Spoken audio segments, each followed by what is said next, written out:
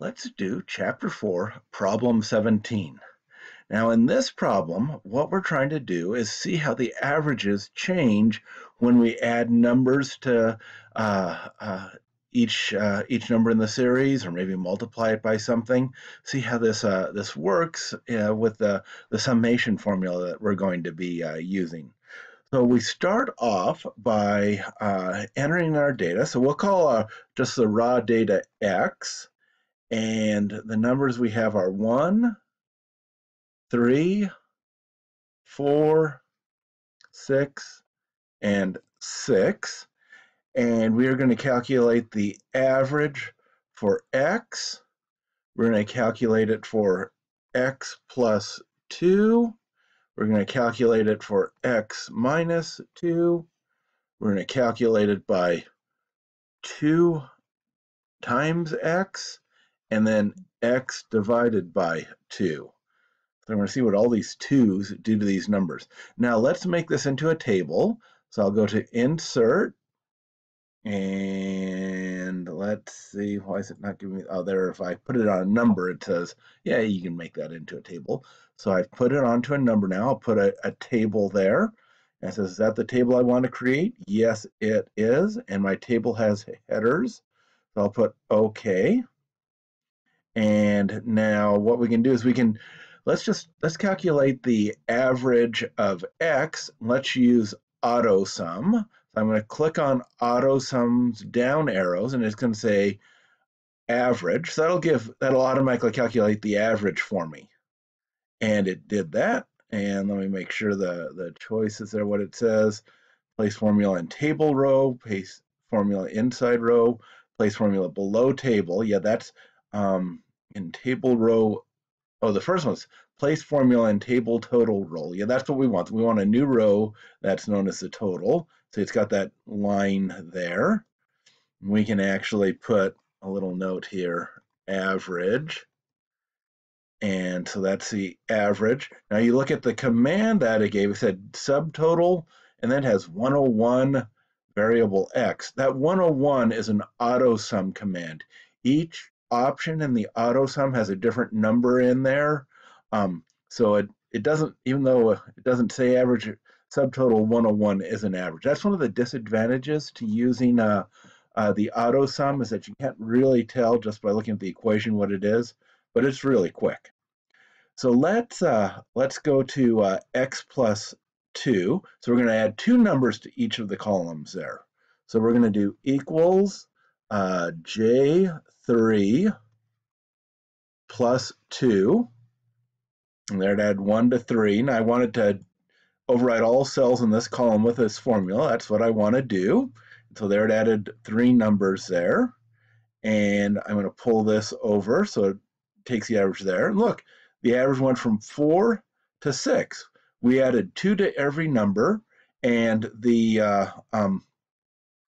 average went up by that number. So that's the answer to A. The A is add a constant to every number. And what happens? The average increases by that number. Now, if we had added 14 to each number, the average would have increased by 14. Now, what happens is if we subtract 2? So now we're going to do equals, and we're going to take X, which is still J3, and we're going to subtract 2 this time. Press Enter. That's minus 1. And override all cells in the formula with the column. And we did that. And we can see how all of the X column went down by 2. Let's drag this formula over there, and now it went down to 2. So the second answer is subtract a constant from every number, and the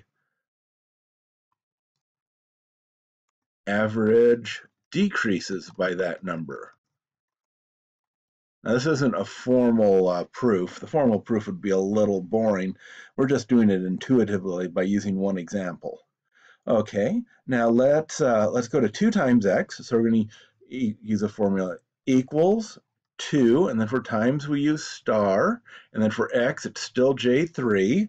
Press enter, and the 1 went to 2, and we're going to choose the option of override all cells. So 6 went to 12 and so on. So that seems to work. Let's drag the average over, and the average went from 4 to 8. Aha. So multiply a constant with every number, and the average is multiplied by that number. Average is multiplied by that number. So if we had multiplied by 100, the average would have been 400 rather than 4. And then finally, we're going to divide by 2, and I bet you're getting the idea of what can happen here. Let's do our Excel formula. Equals x is J3 divided by 2, and we want to do that to every one, override all cells, and we want to drag this average formula there, and the average is 2, so we divided every number by 2, and the average was divided by 2. Okay, so D would be divide each number by a constant.